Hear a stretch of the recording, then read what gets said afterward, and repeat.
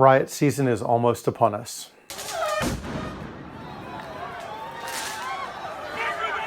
There are many reasons why I think this is the case, those ranging from political, economic, and social.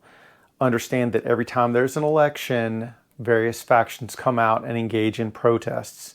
And while many of those protests are 100% peaceful, as history has recently shown us, some of them devolve into what I consider and has been termed by the press as mostly peaceful protests. Even without the looming election, there are other factors to consider, such as new and improved viruses that may cause problems, housing numbers looking grim, and potentially an economic downturn, which may or may not already be upon us depending on which people you want to listen to. But all of those things can conspire to make people very angry, and angry people often protest. And like I said, sometimes those protests actually turn into something a little more akin to a riot. Because of this, I feel that it is probably a good idea to be prepared for this ahead of time. As one person said, oftentimes rioting is very localized. And while that is true, if that localized rioting happens on or near where you are in for some very entertaining times indeed. So it's probably better to prepare for it ahead of time if you can. So I have some thoughts, and a good friend of mine had a lot of them. So I'm going to get into it. Stick around. My friend Rob Hansen wrote a detailed series of posts over on Facebook about how to deal with civil unrest. He titled it Lawyers, Guns, and Money. And I love the title. So obviously I stole that. When I say stole, all this is used with his permission. So I'm going to recount to you everything that he wrote. Any thoughts, omissions, or anything that I screw up, that's my fault. That's not Rob's. This script is basically 100% his. His thoughts on this topic are excellent, and that's why I wanted to bring them to video. I am going to talk about self-defense at the end of this video. That is my opinion and my opinion alone. Rob did not write anything about self-defense, firearms, or anything like that in his posts. So when we get to that point, I will reiterate that once again, those thoughts are mine. So don't blame Rob for when I get into the firearms portion of this. So without further ado, Lawyers, Guns, and Money by Rob Hansen, as paraphrased and brought to video by myself. Have you ever been in civil unrest? It hasn't happened in the United States, at least on a grand scale, in a long time, although more recent events have become a little more entertaining. It's been at least 50 years since the U.S. government dropped a bomb on a neighborhood in Philadelphia in order to suppress a riot. The most important thing to do during a riot is to run away. It's to not be there. And that sounds simple, but it can get complex if you're not prepared for it ahead of time. What you do now in pre-preparing for that event can really make the difference. First, you got to start with water. If you do not have water, you are going to be sunk. Your ability to go and stay mobile is going to be really, really problematic. In the middle of a riot, things shut down. You may not be able to stop by your local 7-Eleven and buy a couple of bottles of water for you or your family members. So you need to prepare for that ahead of time. One of the easiest things you can do is buy a collapsible water jug that will store a few gallons of water. Have that in your storage ahead of time, and you can fill it right before you leave, so you don't necessarily need to pre-fill it. If you fill them up and put them in your car immediately before leaving, you're going to be good to go. 1 gallon is usually enough for one person for one day. It can go further if you stretch it, but ideally you don't have to do that. Next, you have to worry about how you're going to keep your vehicle running, either fuel or electricity. If you don't have any gas or you don't have any power, you are not going anywhere. So you need to prepare for this ahead of time.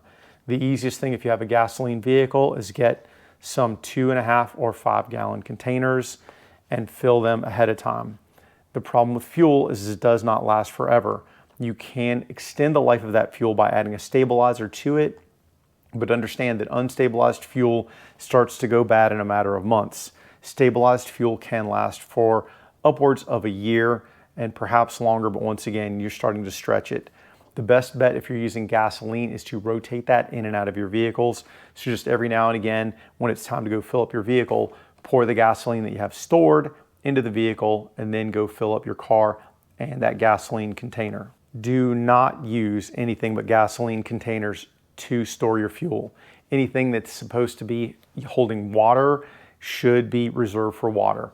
If you go back and forth, you're going to have real problems, or at least potential problems, guys. So make sure you get an actual fuel can.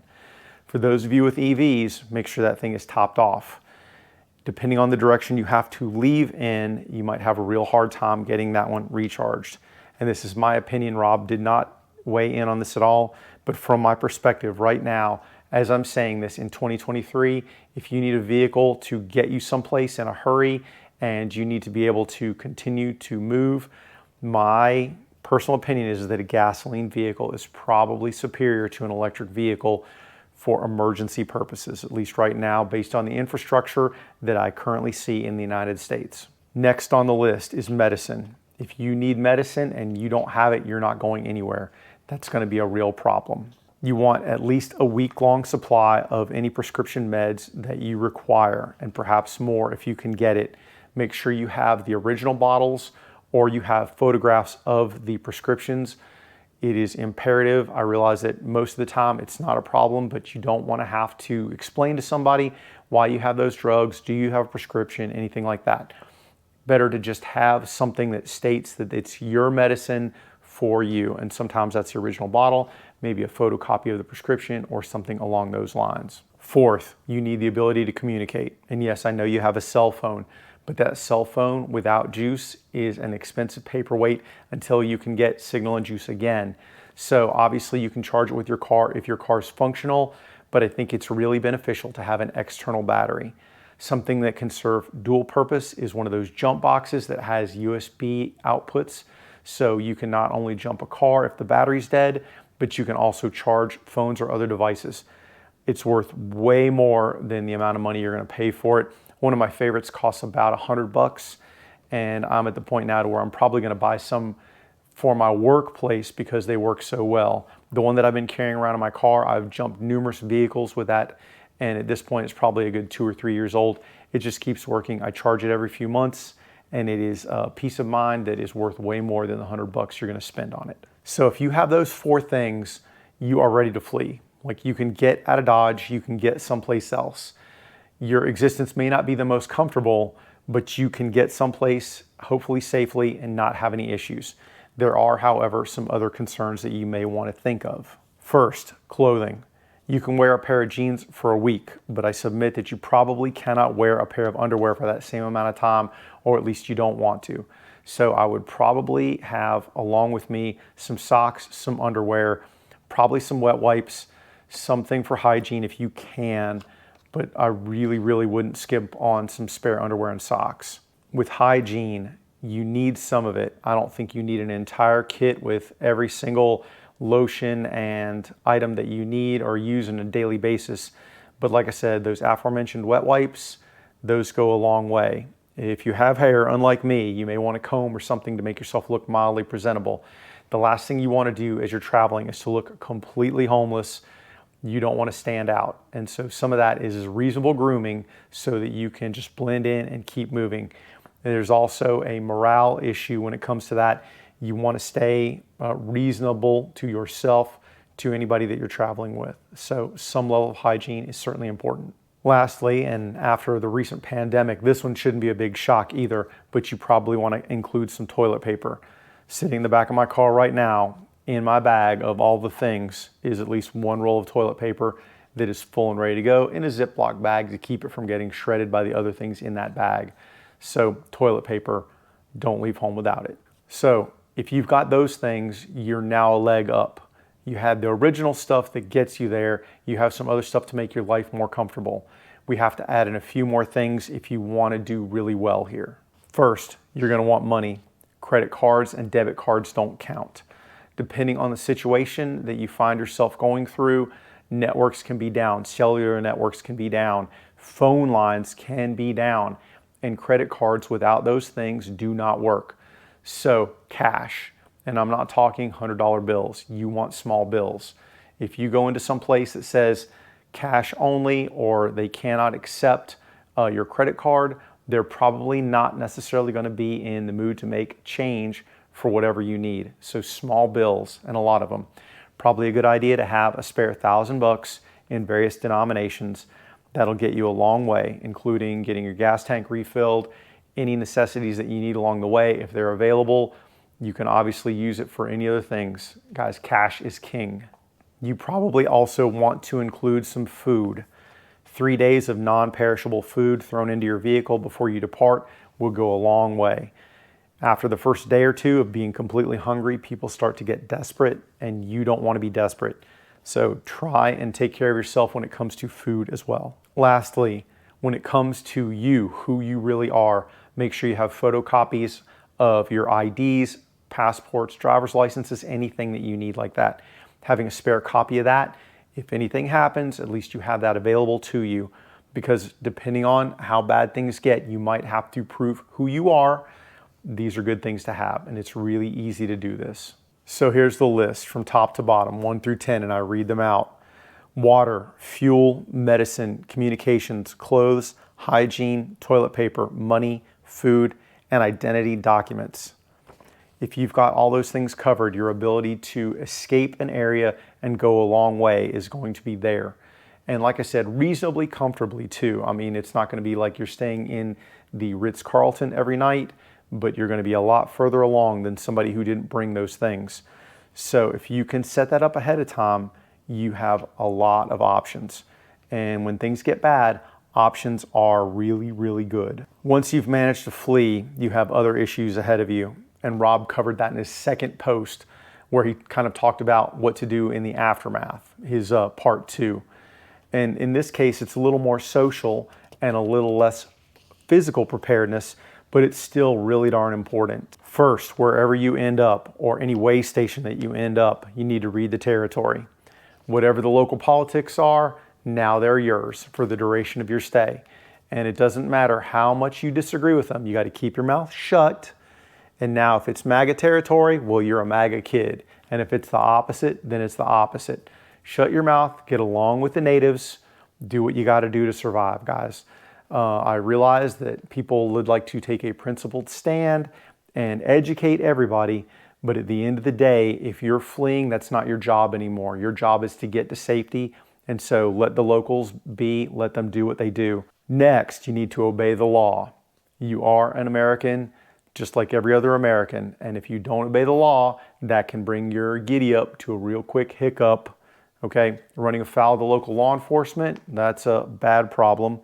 If you end up sitting in a jail cell for any length of time, that kind of ends your fleeing right there. So you want to obey the law. Once you have the ability to, you need to reconnect with your people, or your tribe, as Rob calls it. That means getting on the phone, maybe sending some texts, emails, whatever. Find out where they are and get with them. If you have the ability to resupply and refuel, do so. And it might be as simple as going to a local convenience store or gas station, filling up your tank, taking care of anything else that you need in terms of food or additional hygiene items, and more water if you can get it before you head off. No matter what, guys, you want to cover your tracks. If you have adopted the persona of somebody who is 100% right wing or 100% left wing, you need to make sure that nobody's going to be able to readily figure out that you were telling them lies. If somebody starts talking to you about social media, you don't have a presence there, you're not into that. So I don't have a Facebook, I don't have an Instagram, I don't have this, I don't have that.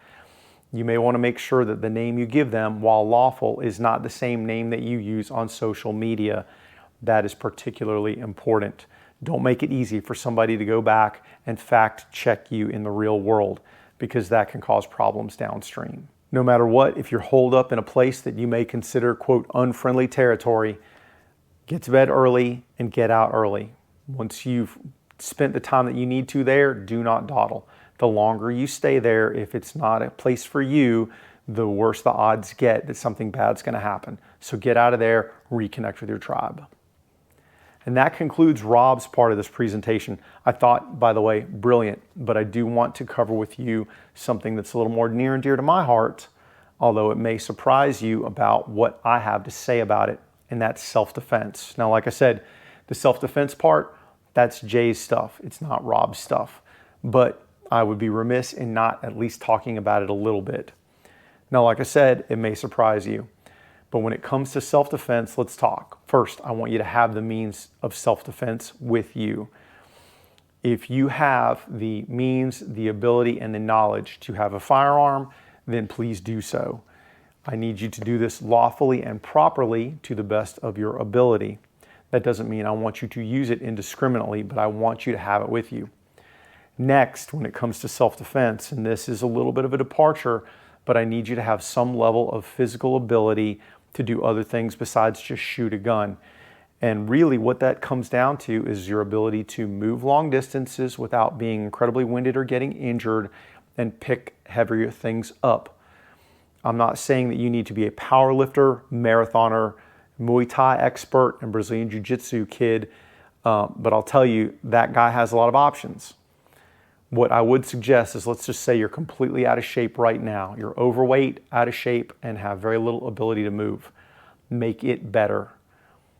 If that means going to the doctor and talking to a personal trainer about trying to get yourself in a position where you could go for a 1 to 2 mile walk without getting severely winded or hurt, the ability to climb several flights of stairs, the ability to shoulder a backpack and walk around for a half mile or a mile, those things should not be discounted. Yeah, it'd be awesome if you were a black belt in Brazilian Jiu-Jitsu and a Muay Thai crew. For most people, that's not realistic. But having the ability to move yourself and move other things for longer periods of time and longer distances, I think that's available to most people absent a severe physical deformity or injury. And if that's you, once again, I sympathize. But if that's not you and you just haven't gotten to it yet, now's probably the time. I think you have time, but I don't think you have a lot of time. And that's personal opinion. I don't know of any particular event that is looming like a big X on the calendar, but today is a good day. And if not today, tomorrow is a good start. So consider that. Now, when it comes to that self-defense thing, the firearms, I think that you are much better served by being in a more low visibility sort of way. And what I mean by that is you're not walking around in a plate carrier, helmet, rifle, nods. If you're walking around with a lot of extra gear like that, then you are very, very visible to a lot of people and you can become a target. Now, I understand that with all that stuff, you're a hard target. I get it. But I don't want anybody to even think about me or be aware of my comings and goings. And so if I can do that by not attracting attention, I'm going to do that. That to me, and this is my own personal opinion, means running around in concealed body armor with a concealed pistol. Nobody will know that I'm armed. Nobody will know that I'm a threat. I'm just passing through. And then if I have to do anything, then it will be a surprise to anybody as to what my capabilities are. And I would prefer that. Look, I know that's kind of bad news if you were thinking you were going to LARP your way through a riot, but it probably will save you a lot of grief and headache and heartache down the road, or at least I hope it will. Understand that in the complete absence of rule of law, complete anarchy, if you have to shoot, the repercussions from that shooting, at least legally, may be a long time coming, but they're probably still coming.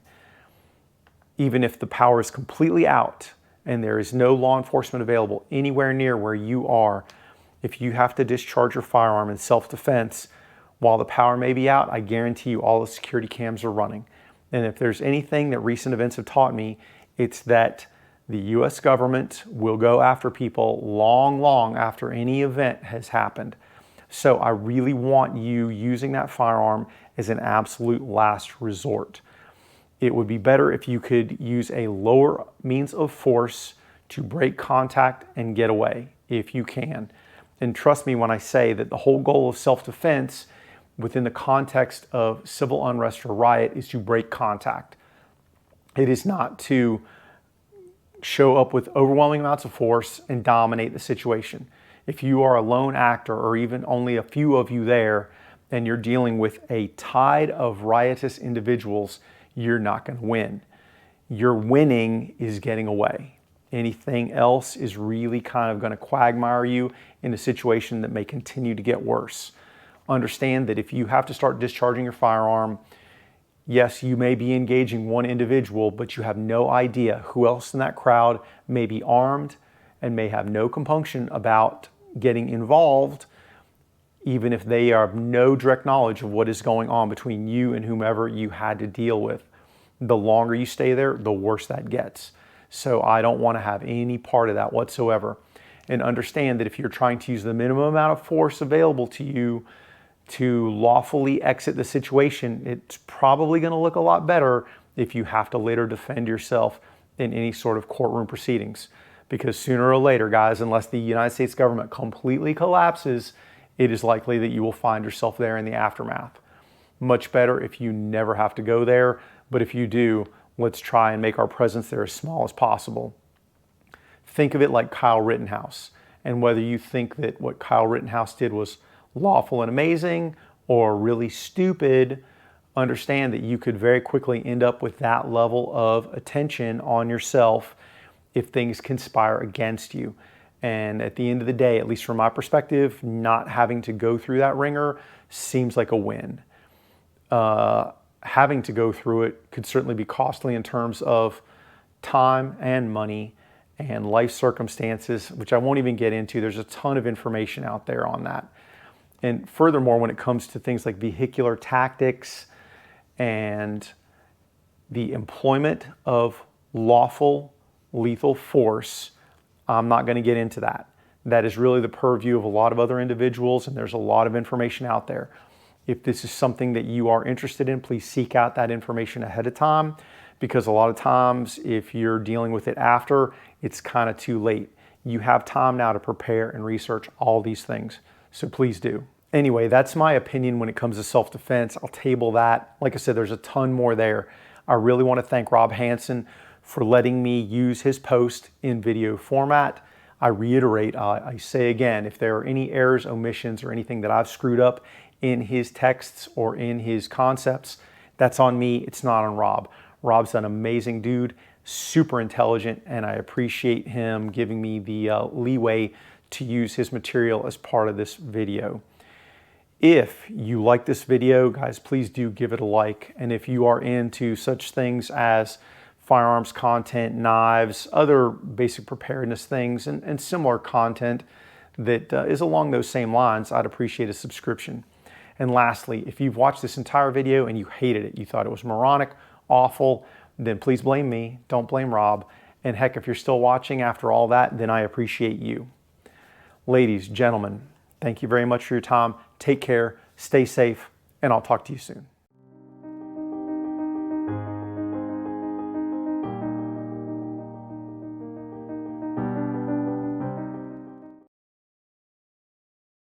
Get 'em, Jay.